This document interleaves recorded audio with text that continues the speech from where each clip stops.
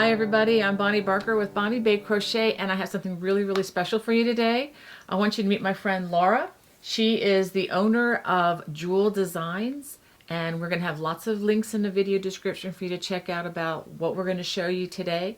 She is all about styling shawls and interesting fixtures, so I am just going to step out of the way and I'm going to let her show you what she does. Take it away, Laura.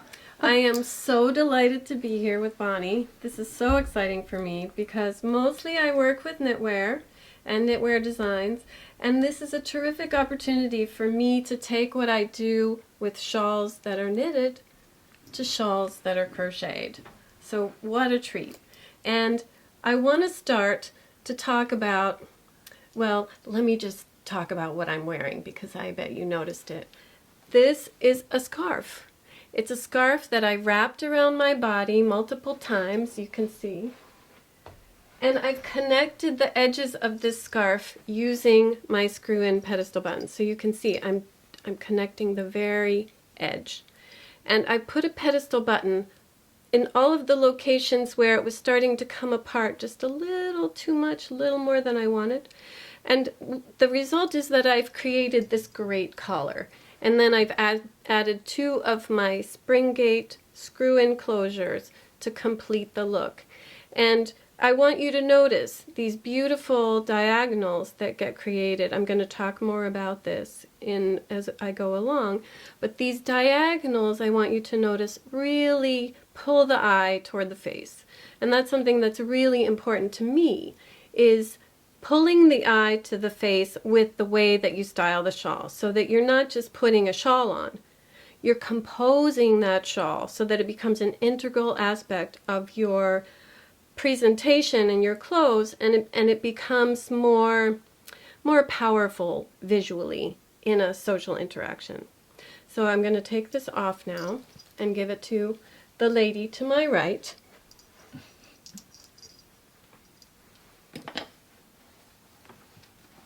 This is a skinny lady here too.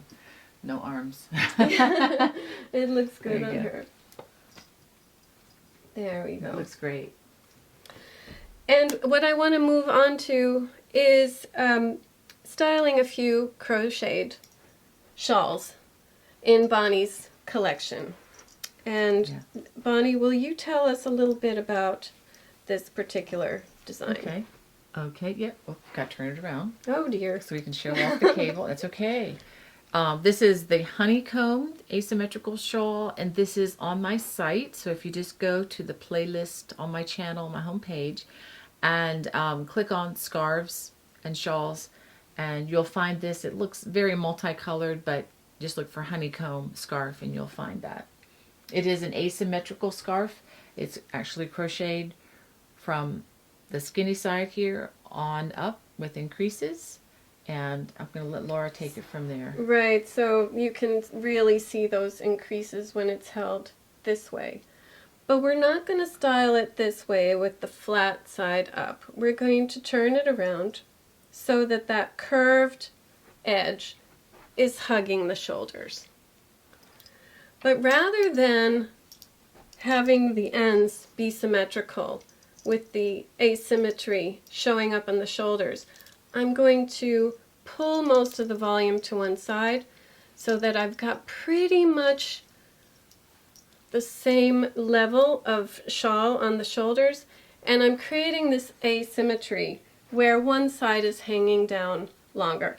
And I'm going to make the connection there with the same elements that I used here, these pedestal buttons.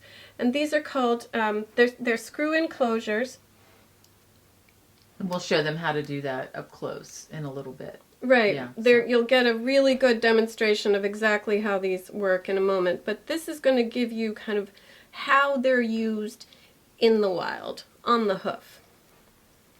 So I've got this component. I'm going to identify where do I want to make the connection between the upper and lower sides of the shawl. And I think I'm going to put the short side on top. I'm going to start at the bottom, and what I do is I put this disc on top of the fabric through both layers. I'm capturing the edge. I bring the threaded cylinder out to the back. I put on the backing, because you've got 2 discs, and then I'm going to screw it in. There's a screw. I'm going to put that in the back. I'm not going to do it right now, just so that we're not taking a lot of time to do that. But that is how that's how they function.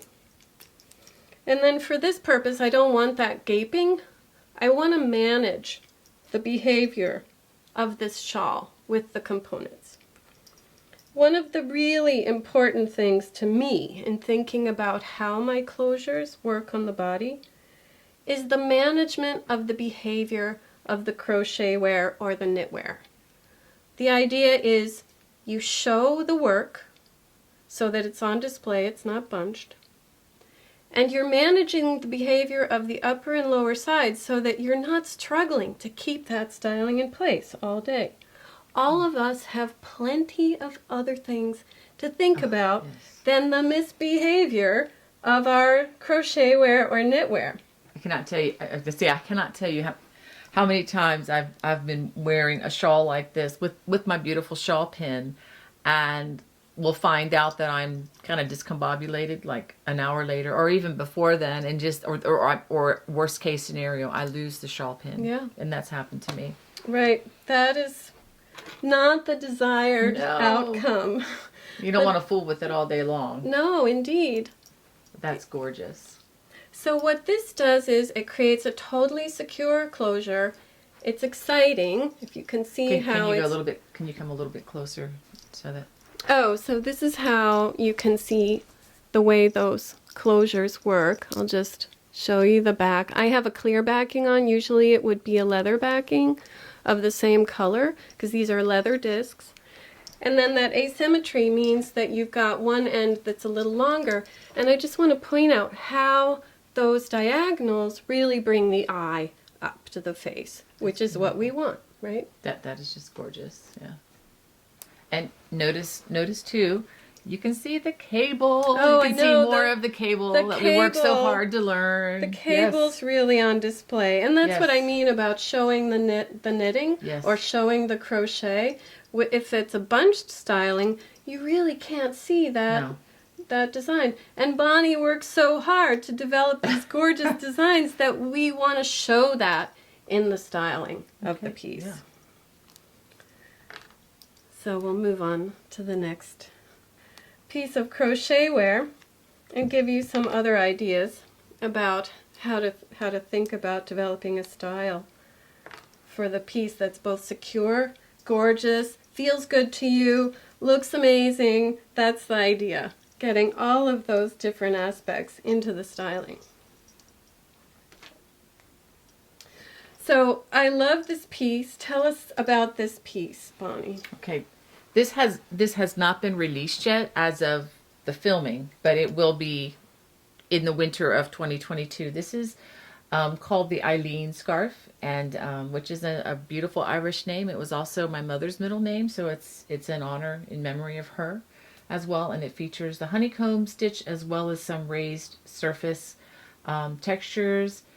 It's made with some beautiful locally dyed yarn. Oh, great. And I will put the link to this woman's shop in the video description below. It's a combination of wool and yak. Oh my gosh. Yeah, that's so why it's kind so of exotic. Yeah, lovely. The hand feel is excellent. And I was really drawn to the yarn because of the way it received the dye. It's kind of like a marbling effect, but it's not too marbled that you can't still see the texture. So I'm kind of pushing the envelope with kind of lots of texture as well as lots of variation in color, but without getting, too crazy. Well, and there's no pooling. It's like the semi-solid aspect is kind of amplifying what you're doing with the design. Yeah. It's such a beautiful combination. Like a marbling is, So I'm going to let you take it away here.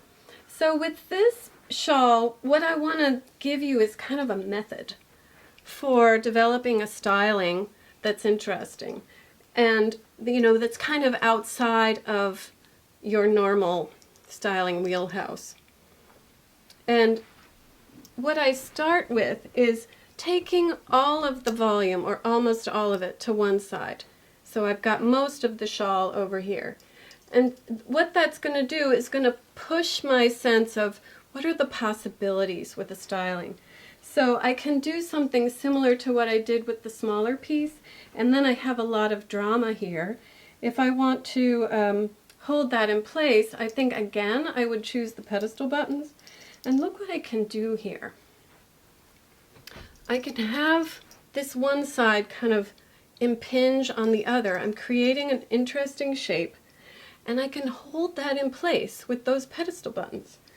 So if I want to do that, then I have to think about where do those components have to be located so that I'm totally managing the relationship of the lower side, the underside, to the upper side, so that all of the points of contact between the two are stabilized. They're not going to move around.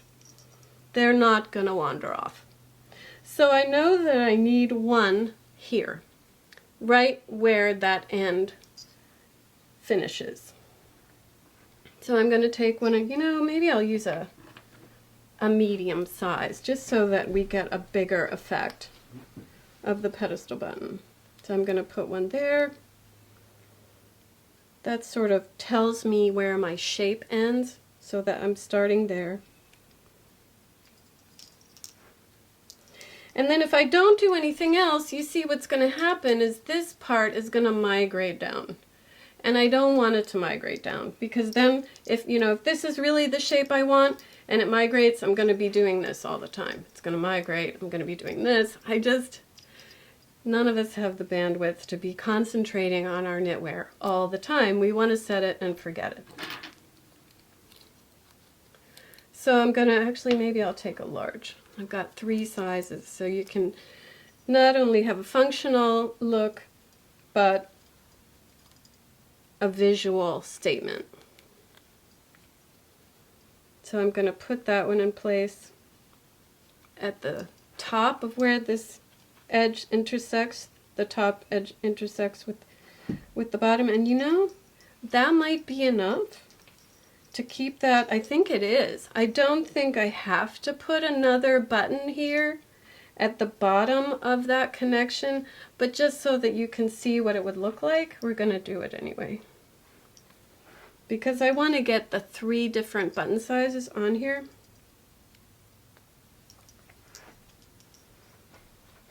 So then you can see that the buttons, they're not only keeping the whole shape that you've created in place, they're creating a kind of amplification of what Bonnie did with the design. She's got these round elements in the shawl, and the buttons are round, and they're creating a triangle that's really emphasizing this diagonal, and again that's bringing the eye up to the face. So that's one possibility. The idea here is play, experimenting with how you can get the shawl shape to do something exciting that's kind of unconventional, but also totally stable and not going to bother you, not going to inhibit your range of motion. So let's move this shawl down again.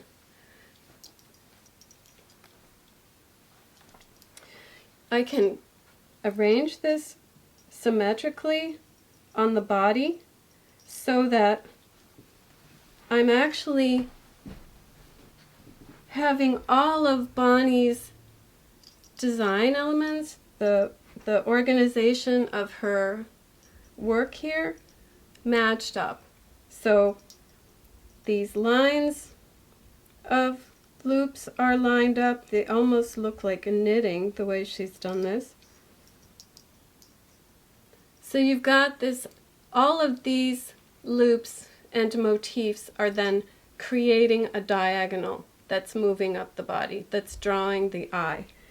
And I've already shown you the pedestal buttons, so we could try these latch components. Also a screw-in closure. They open and close with a snap. So the pedestal buttons are going to be affixed impermanently on the piece. These will let you in and out. So these, I did not unscrew the screws ahead of time, so forgive me for the fact that this is going to take just about 3 or 4 seconds. So this is what? Stage number 2 of our experiment with the method for discovering new shapes in the shawl. This is just our second possibility.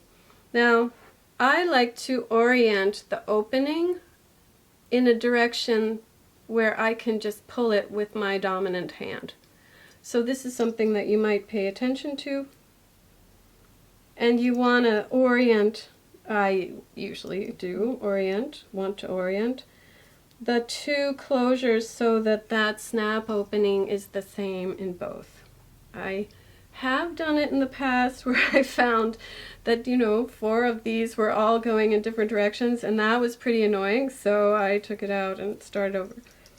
So if you pay attention to that from the beginning, you won't have that repetition.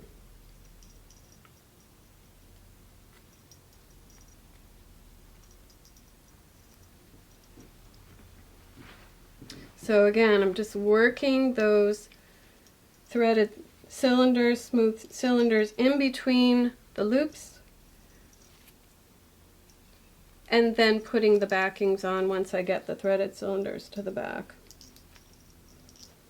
So I want to just point out that I'm going below the bust and above the bust.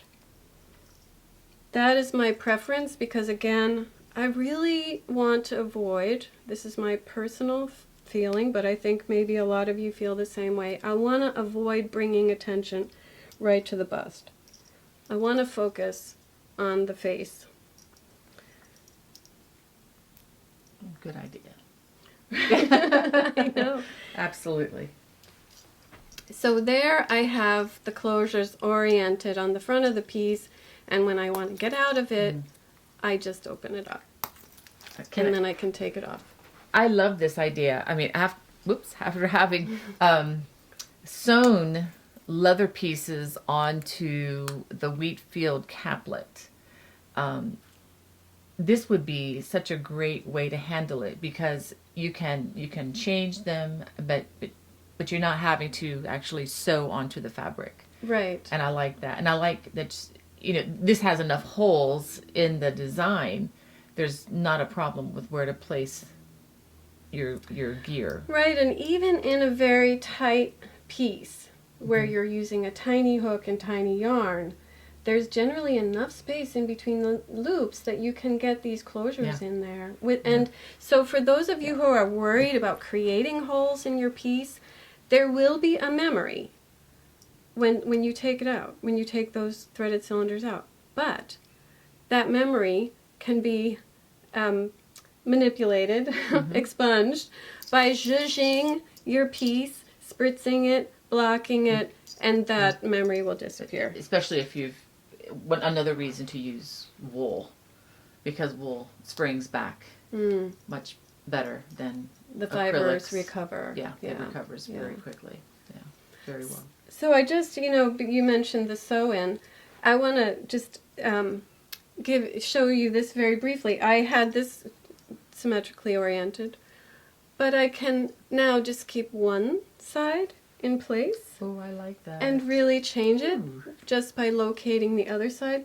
One of the things that's really great about this particular closure, the latch, because it's 2 in a package, is you can snug one direction with one latch and another direction with the other latch. So this is so terrific. Oh, that's so gorgeous. So terrific with like a neck warmer where, you want it up this way and you also want it that way, and these closures can totally do that because you can orient them in different directions. And this way, look at what just happened. I didn't even intend this. I wasn't even looking at it.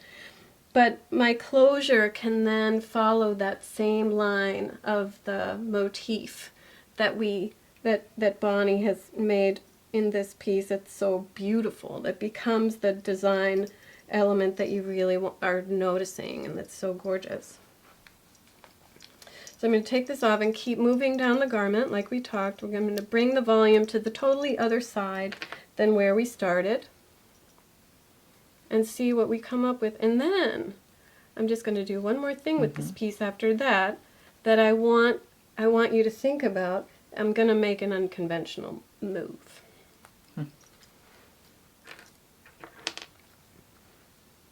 So then I started out with the volume mostly on this side. Now I've brought it to this side. So this is kind of a standard styling where we throw one side over the shoulder, right? That's an unstable styling because if I put a shawl pin here, for example, then I lean over and that's what happens. I know, it's kind of annoying. Well, what if so there are two things we could do. We can say, oh, that's an exciting possibility. Maybe I'll put a closure here so that I get that interesting drape, but that does give us the back of the fabric. But I will say that would look great if this was a reversible fabric. Yeah. Like I do have some that are reversible. And this is not one of them. This would actually be a really fabulous styling for kind of a dressy event because it's really striking. And so if you wanted to do this, to get that kind of, you could even pull that down so you've got kind of a shawl collar effect on one side. And then hold that in place with a shawl pin, something dressy. This is a penannular brooch. Later in the program you'll see exactly how to put this in. I'll just do that now quickly. This is such a gorgeous piece. Oh wow. And then it's just so stunning. One of the things that's fabulous about this piece is that there's a lot of open work, and so you can see the color of the yarn right through that piece. So it just wants to integrate into whatever you're wearing. It's such a friendly piece. It's beautiful. So I was working with it like this. What if I turn it upside down? So now I'm working with it upside down. I'm experimenting. What does it look like if I do that? Maybe I'll use a shawl pin to hold that in place. I'll use, I've got this, I'm basically working at the end of the triangle, so maybe I'll just use this triangular shawl pin to kind of say, look at this cool triangular styling that I'm doing. It's sort of amplifying the design element again. And the way that we make the shawl pins is wiggles in the stick. Those wiggles will nest into the ring, so it becomes a very secure connection. So that, I think, is an exciting styling. What if we rotate it on the body just a quarter turn? Well, that was a little more of a, what was that? That was more than a quarter turn. If I'd gone the other way, it would have been a quarter turn. So I can rotate it to that side. I've got this great diagonal going. I've got a bit of a drape. If I want to take it to the other shoulder, what is that? This would have been my quarter turn, right? If I want to take it to the other shoulder, I've got more warmth here. This is coming up higher on the neck. Maybe I'm keeping my chest warm. It's a windy day.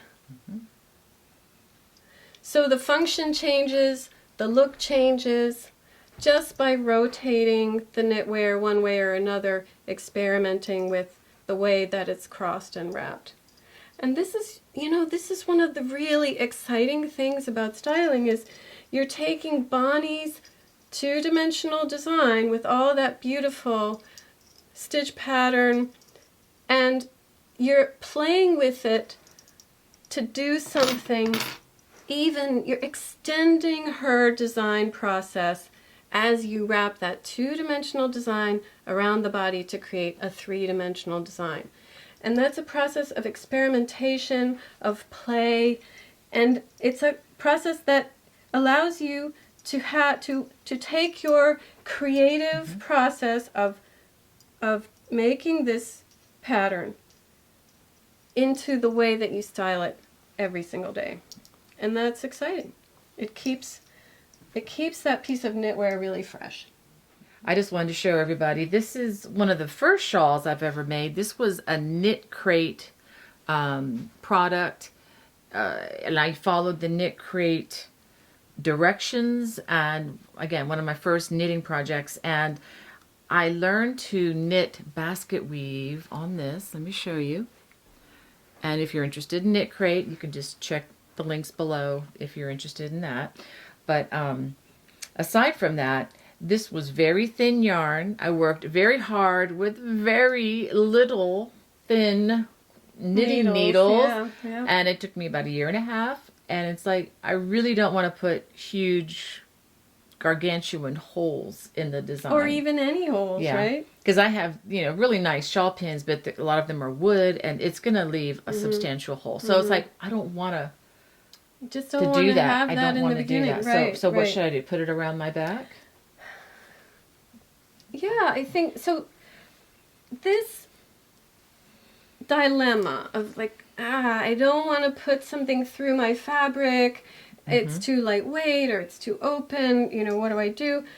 The solution that I have for that is called a shawl cuff. This is a pretty piece. Yeah, and this piece is like the knockout, the most exciting and visually powerful one that I do. It's called Women's Wealth. And I show you a little bit more about that later in our video. And the way that I've found that's most beautiful to put this on is to cross the shawl in the center. And to put this on, I always take the heavy part of the ornament and bring it up through the back and lay it right on top. And that, then I know where I want it to go. And then I wrap this leather strap. This time I'm going to wrap it twice. So this leather strap is a long leather strap. And so it can wrap twice. It can wrap 3 times. It depends on how much volume you have. And then it just snaps. Snaps in the back. And that's how it secures. And then you have this amazing, beautiful jewelry statement. Oh, wow. Right on the front. It's so gorgeous. Whoop. Can you see that? Oh, wow. I love it. Let me, hold on a second. I'm going to lower this just a little bit. Yeah. Yeah, our cameraman's off today. Right. If we had one, we'd give him the day off, but anyway. So again, you know what this does? Turn around. So look, all of the knitting in this case shows it's not bunched, but in the front, what we have is we're not obscuring the stitch pattern or gorgeous work here. Wow. It's just draped. It's draped in this feminine way. This is in the center. The drape radiates out to the shoulders and again frames the face. Oh, I love it. And this is a larger asymmetrical shape as well. So if you have a crochet scarf and you want to just, continue to make it larger, you always have that option and you will get a similar shape. Right. As this. Wow. Well, thank you. And then with this, if you felt like, oh, I don't want it quite right between the right in the center of the bosom, then, you can always pull on this to bring it up a little. Yeah, exactly. Just like the way you would, with a ponytail. So you're bringing it up, or or change it off to the side. You could, you could totally put that on the shoulder. Oh, I like that. And then it's a different look again. Yeah. Yeah. That drape. Gotta get ready for those conferences, ladies. I know, this turns your knitwear into, it's like that, what do you call it? That, like, office to, daywear to nightwear. Yes. Gotta get my swagger going here. Yeah, and okay, so we talked about not penetrating the fiber. So what do you do when you have a shawl pin already and you don't have a shawl cuff? There is the option to get a snap-on strap. And so your stick gets set aside. The ornamental element of the shawl pin gets pressed into service and becomes part of a shawl cuff. So snap on the one side. Oh, wow. That gets pulled up. And you can probably even use any shawl pin. Oh, any shawl pin. Yeah, not Any just this shawl one. pin. Yeah. Yeah, absolutely. Now what I do though is I match the snap metal and style to the actual pin. So you have options on Wow, what that's the pretty. snap color is in relation to. And then there are different colors of leather. So you can totally tailor the look to precisely the look of your knitwear. Wow. And Very then that nice. gives you, you know, a totally different sort of ornamental look. All right. So are we set? Yeah. All right. So she's going to show you. Is the stole? Is that the next one? No, I have two more pieces. I have two more pieces. Okay. I want to kind of. Okay. I'll move out of the way here. I want to give you another way to think about a symmetrical triangle. We've been dealing with asymmetrical triangles, and now I want to show you a symmetrical triangle. And I think, do I have it right side out? That's correct. And do you want to tell me a little bit about this this particular piece? Yeah, this is the newly released. Liberty shawl, which just got released January 2022. And what's nice about this shawl is you can use any yarn size. I have 3 different examples in the video. This is one using a continuous yarn, changing yarn by Knitting Fever called Painted Lace. But you can use yarn from your stash. It's just one of those things. You can make it as large or as small as you like. So to make it larger, because I'm a knitter, sewer, not a crocheter, you just add on to the bottom? Is that how that works? You just continue in the pattern stitch. Yeah, you'll have different numbers of stitches at the ends of the rows as you do that, but I explain all that, and you just could keep going. You can make it as big as a house if you want. That's so great. For me, making it as big as a house would Might make the newspaper. make it hard to wear. Yeah. But it's gorgeous, and I love the gradient. Yeah, those are fun. So, Oh, that looks good against your black outfit too. I love this. You're like a I'm a rainbow now. yeah. It makes you look like, what is the word I'm looking for? Like just a paint, just a blank sheet, kind of just ready to be painted upon. You know what I mean? Just a canvas. an empty canvas. Yeah. Thank you. Yeah. So, I love this piece. I love it symmetrical because then the gradient is really the show. So I think what I want to do here to show it really not compete with the piece at all, I'm going to select my mid-century modern circle shawl pin. It's so plain, but it's really, it's not a perfect circle. The way I created this was I drew a circle on paper, and that became the design. So that gives me a very symmetrical styling. Again, I can rotate this a quarter turn, and that will give me a very different look. Might have to, I would probably, let's see, let me do this again. I want to locate this pin a little higher. There you go.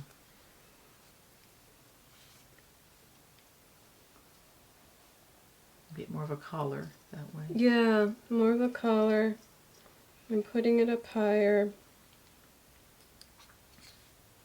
I'm pushing up the material up through the pin and then sliding my stick pretty much straight through because I don't want to. And I always put my finger on the point to make sure that I'm not splitting fiber, so I'm not damaging the yarn or the stitch pattern. And then that opening is at the side, and I'm getting this great diagonal, and I've got that little bit of a what do you call it, a flounce? Yeah. A little bit of a flounce Yeah. as it ripples down the body. That's how it looks in the back. See all that gorgeous gradient? So, you know, again, this is a flat styling and it allows us to really, really appreciate the detail of this design. And also, one thing Laura mentioned earlier is that by changing it up a little bit, you kind of get away from the more traditional granny look. We love grannies. We're not against grannies or anything like that, but it kind of looks like a more youthful, fun. Well, and you know, we can be grandmothers and be youthful, absolutely. Right? I hope so, because that's where we're all headed. That, you know, granny style. What it's telegraphing is somebody who's older, traditional, not excited about just purely kind of functional.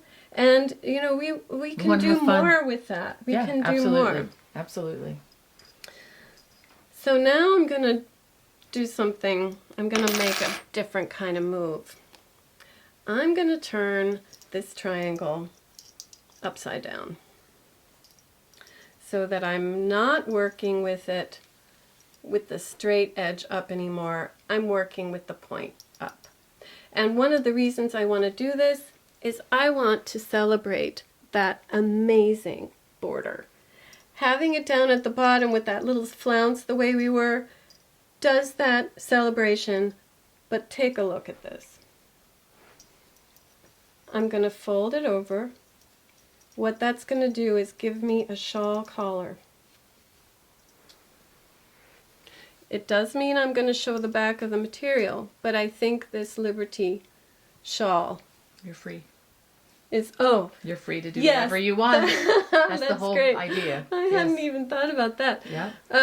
But if we bring that beautiful border up to the top, then it's like it becomes visible in a new way. And you can still see the crocheted cabling and texture actually a little bit better because it's up around framing your face again. That's right. So that, you know, really becomes visible.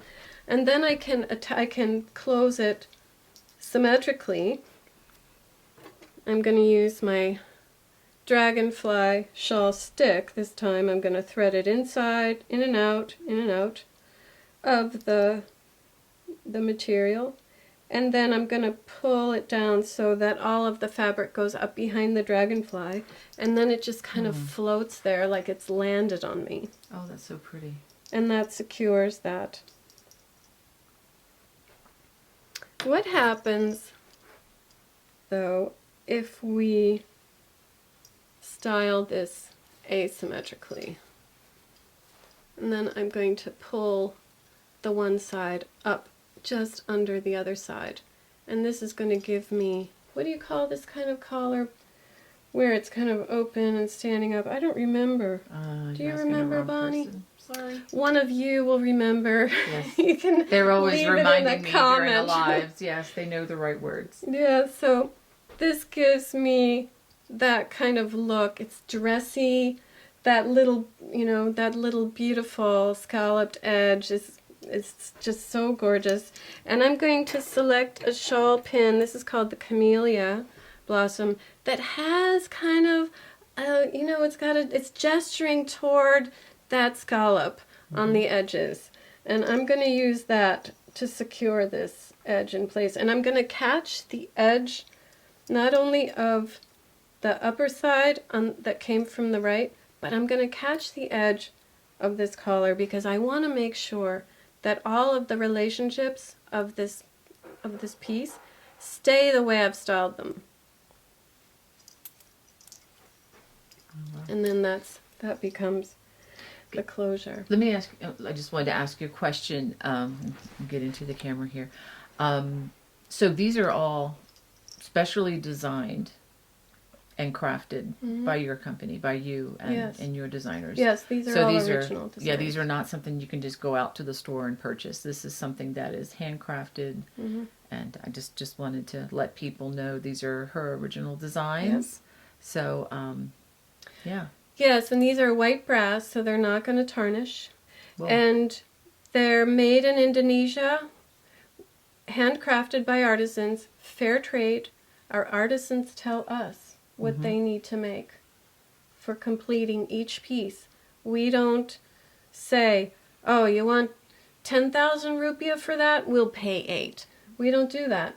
They tell us, and we pay what they ask for because they know what they need to make to support their families. So it's fair wage, which is great. Totally fair trade, and I'll just tell you a few things that are really important to us. I'll step aside here. Go ahead. It's really important to us that not only is the front beautiful, but the back is beautiful. Can I show them up close? Yes, absolutely. Please Let's see. I hope you it'll can. Focus. It's not going to want to focus. Okay. But I'll just tell you that there's this gorgeous filigree design on the front, and then that same filigree design is inscribed on the back. So it's just as beautiful on the back, and you're not going to see that because this one is really constructed so that it only can be put on into the piece one way. But that's your little secret, is that the back is beautiful as the front. You know, that's what your designs are like. They're just as beautiful in the back, and we have that same value. The other thing that we pay attention to is the weight. We pay attention to how this is hanging on the piece.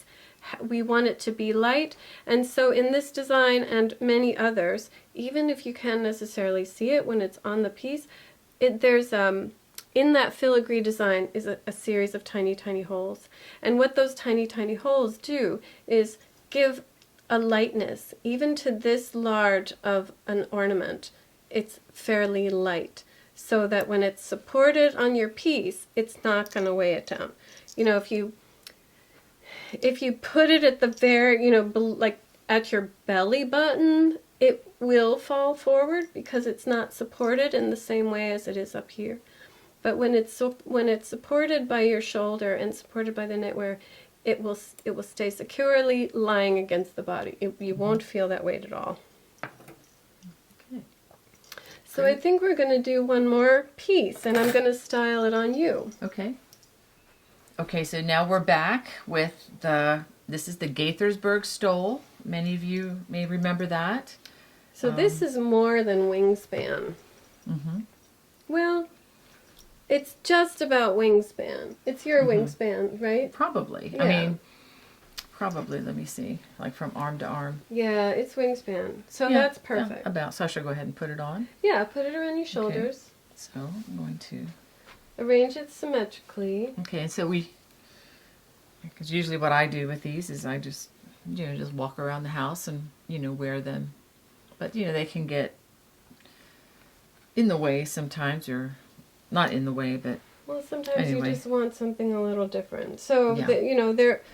we can style this in such a way that we're then connecting those two sides. This would be great. And then making that quarter turn move that we've made before. And then we're going to have diagonals instead of horizontals. One of the things that happens with strong horizontals is they kind of cut your body wherever they are, and they stop the eye. And they hide the curves of a woman's body. So And put on about 25 pounds. yeah, they do. They make They you do. look wider. They do for me. I don't do do. well with horizontal stripes. I don't think any of us do. Okay, so if we have, say 2 buttons there, we can rotate this. Which way you... Yeah, let's go this way. I'll let you do it. Rotate this so that those wow. buttons are at the shoulder. And now it's a poncho. Yay! It's a poncho, and I love this. Yeah, you can't see it in the video, but you were getting this gorgeous diagonal down the front, and the fringe is hanging down the front. It looks terrific. Yeah. Wow, this is fun. Yeah, and you've got range of motion on this arm because it's open, and this is flaring a little bit, so you've got range of motion over there. So it's it's not bothering your arms. And it's just as warm, if not warmer, than it would be wearing it as a stole. Well, and you don't end up holding it like this. Right, you can folding it over because it's already doing that work. Yeah, cool. So that's one idea. Now, what about in the summer? We know how this is. It's hot outside, but it's cold inside. Yep. That's why we make cotton shawls. Yeah. Yep. And then sometimes it gets cool in the evening, Is So that I put my about arms out. symmetrical? Yeah. It gets close. cool in the Close. evening. So you don't want it to be wrapped around, let's see. You don't want it to be wrapped around your shoulders, not really. So we can make this into a shrug. Cool. So what we're doing is we're putting one pedestal button at the armpit here, and then we're going to put one at the wrist. Now I'm again using these plastic backings just to play and so we're not taking forever to screw them in. But they would normally have the same color disc on the back, which makes them symmetrical on both sides, looking the same. And then one other pedestal button at the cuff. And we'll do this on both sides. You can do this with a shorter piece, a skinnier piece. And then what Bonnie has here is this amazing, fabulous, fringy sleeve. As long as I'm not cooking something, I guess we'll be okay. This that is so cool. You're out to dinner in the summer, and you've got a little strappy top, but it's windy, it's getting a little cold, you're on the coast, and then the shawl becomes that little evening jacket that you need just to keep your shoulders. Arms would be also put into place. Yeah. So then, we'll just quickly do the other side. And you know, even in a massive piece, you can use this technique because you do one sleeve, you bring it around the body, up under the arm and over the shoulder, and then down the other side. So you're using up some of that volume and making a kind of sweatery effect. So there you see it. And it looks so great on the back. It's like a little bolero. Yeah, that is so cool. My products fall into three main categories. Pieces that penetrate the fiber, such as shawl pins and shawl sticks, of which these are some examples. Products that screw into the material, such as this closure, which operates with a spring gate ring that you press down and which releases one side. Snap closures that open and close with a snap, such as the lock here, where the tongue fits through this little slot. And then what I call pedestal buttons, which are screw-in button-like components that you can use to tack different stylings in place. And the way they screw in is with this smooth threaded cylinder component, which I'll talk about in more detail in just a moment. And then the final category is shawl cuffs. And these you would use if you don't want to penetrate the fiber in any way, the fabric.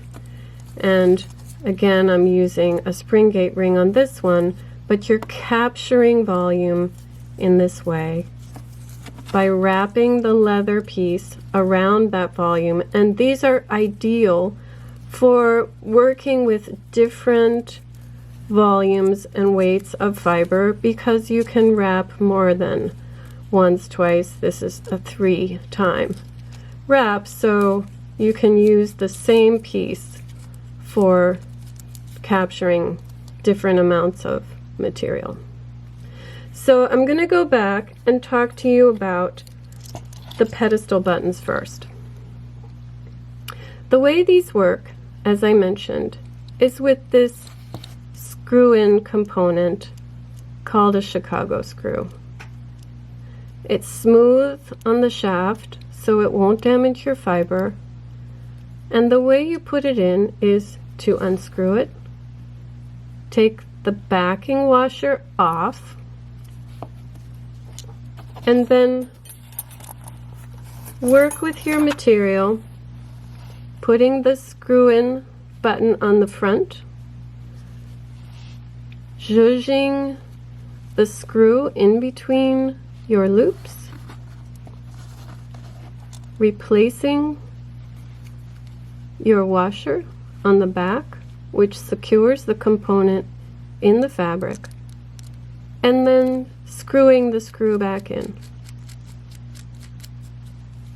So now you have attached a button-like component anywhere on your piece of crochet wear.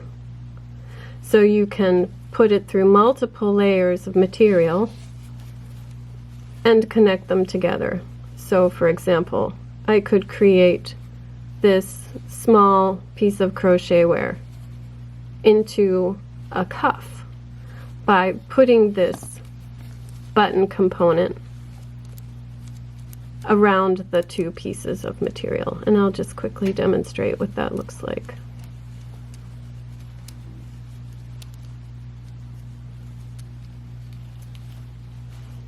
So we're going to put, in fact, let's do it off center just so it's a little more interesting.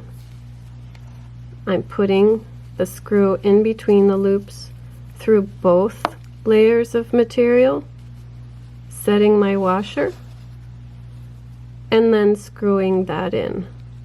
So you've created a secure connection between the top layer and the bottom layer of the material.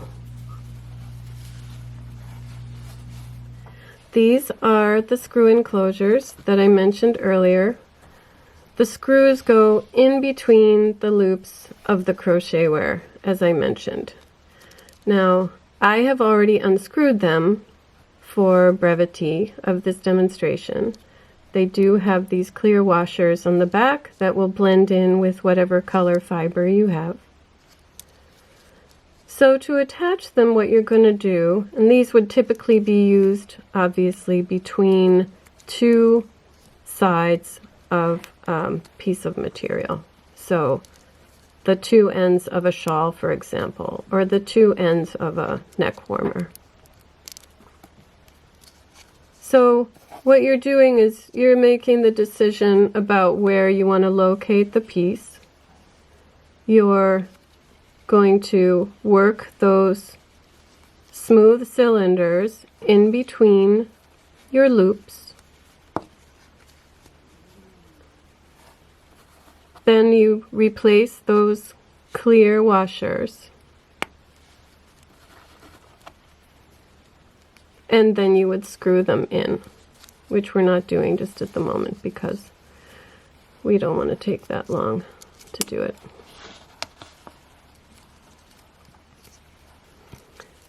And then you'll attach to the other side, wherever you're going to locate that.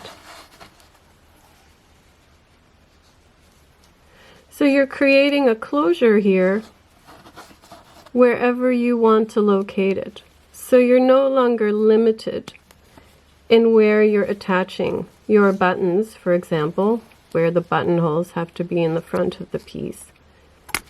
You're freed from that conventional kind of connection because these can be located anywhere and can become an opening that's in a location where you're creating more interesting and stable stylings than you would have been able to do otherwise.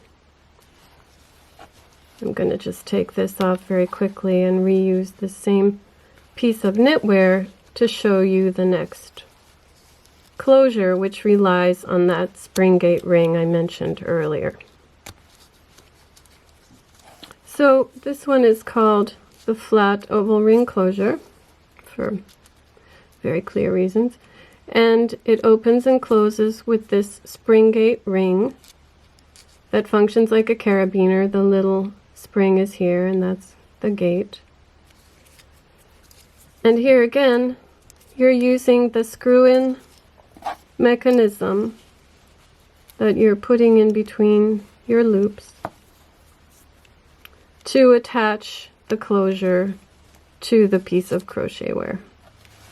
And again, you are able to have a very free styling because of the fact that these can really just go anywhere. So here now you can see I've created, I mean, imagine this is bigger. This is a fabulous closure for a neck warmer. And you can open and close it just like that.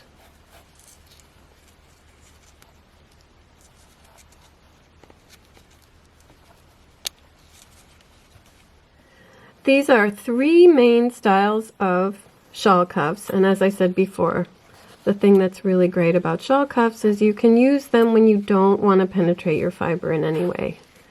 And they simply wrap around the piece like that. Now I don't have much volume in here, so there's extra space, but normally you would be securing the two sides of a shawl, so they would be wrapping around the neck and coming together and crossing, and that volume would be in here.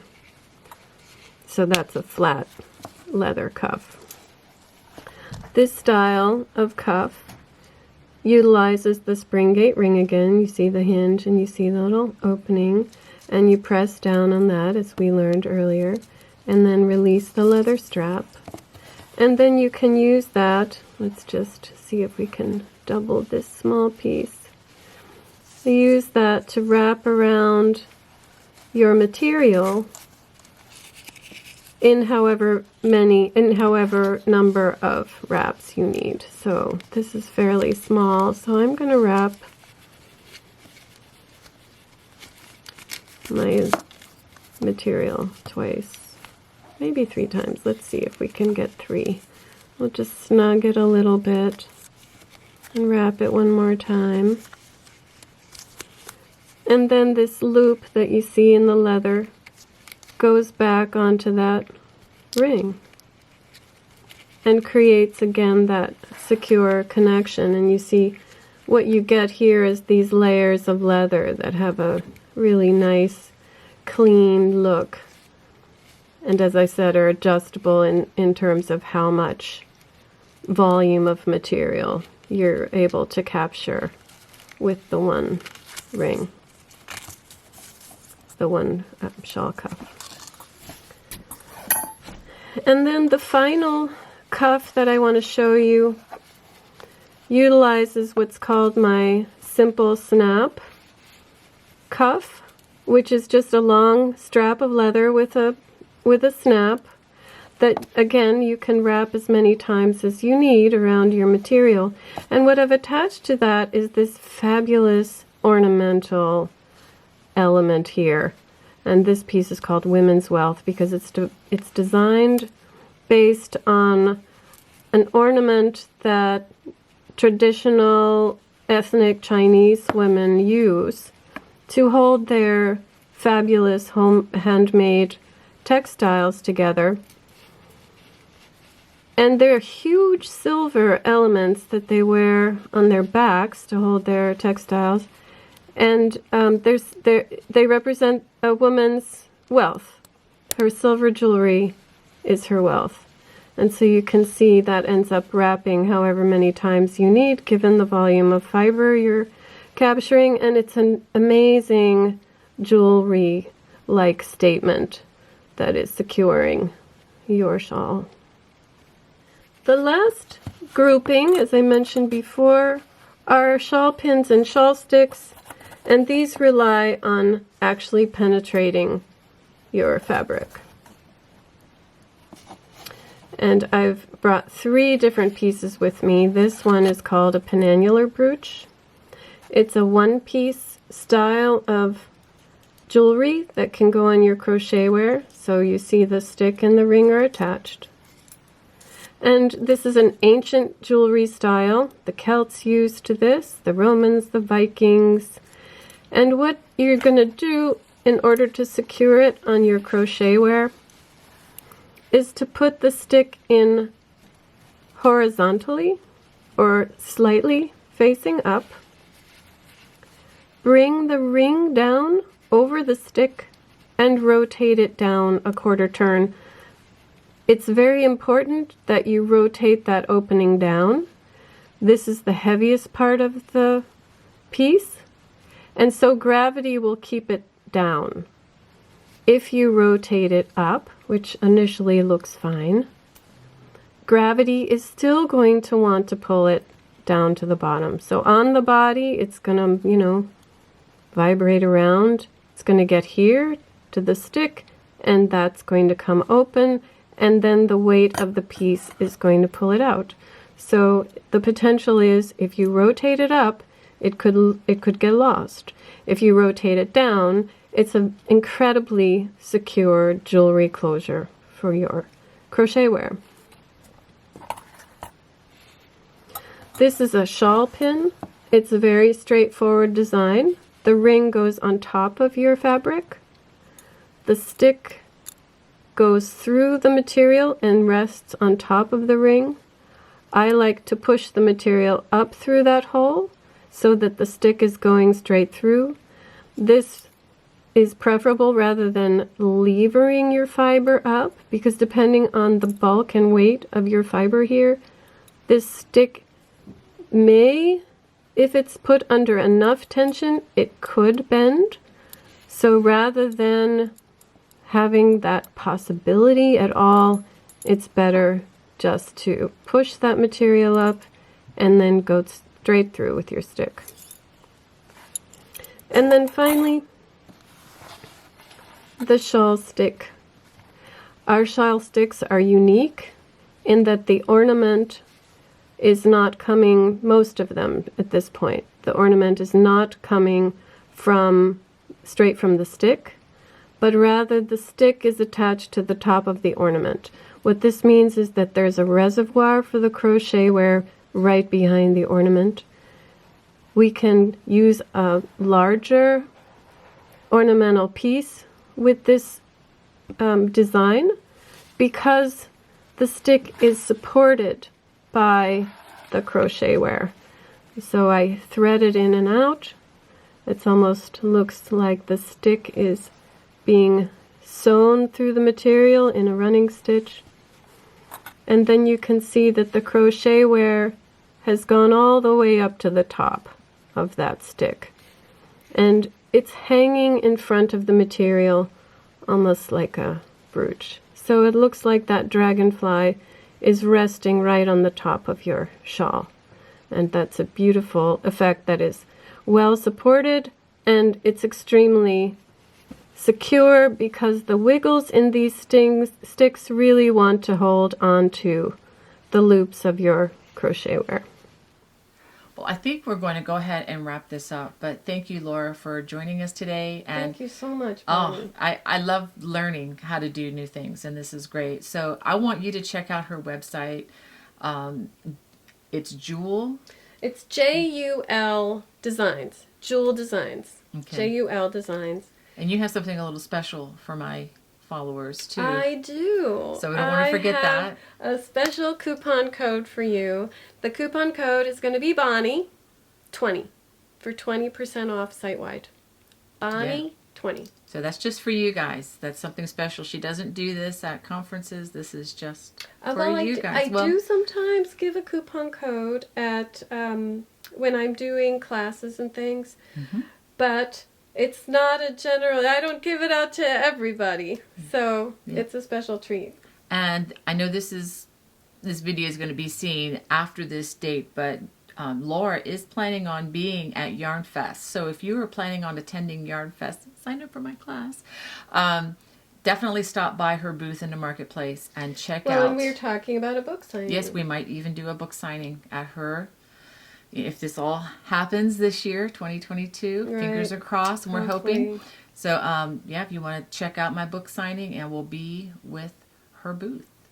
All right, well, so thank you so much for joining us. And again, check the video description below for those links. God bless. Bye-bye. Bye.